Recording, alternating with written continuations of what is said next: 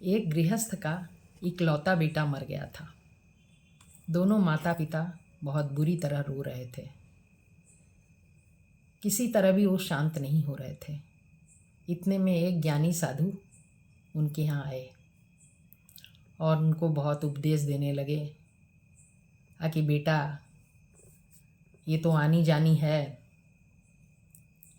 और शरीर मरता है, आत्मा नहीं। तो इस समय व्यर्थ का शोक मत करो और शांत हो जाओ। बहुत ज्ञान दे के और चले गए। कुछ दिनों बाद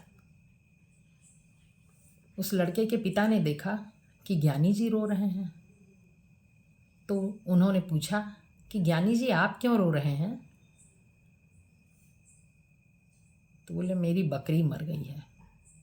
बोला, अरे उस दिन तो मेरे इकलौते पुत्र के मरने पर जब मैं रो रहा था तो आप मुझे उपदेश दे रहे थे, मुझे समझा रहे थे, और आज आप बकरी के मरने पर इस तरह रो रहे हैं। तो ज्ञानी जी ने कहा कि वह बेटा तेरा था और यह बकरी मेरी है, इसलिए मैं रो रहा हूँ। तो सच्चा ज्ञान तो उनको था नहीं, वो तो दूसरों के देने के लिए था। किताबी ज्ञान ऐसा ही होता है, जब खुद पर पड़ती है तो रोना शुरू, दूसरा होता है तो उसको उपदेश देना शुरू हो जाता है। सच्चा ज्ञान तो भगवान की भक्ति से, सदाचार से और संयम से हो सकता है। भगवान के विधान को सचमुच समझने से, शरीर और आत्मा का अलग अलग अर्थ समझने से, पूरी तरह समझ जाने से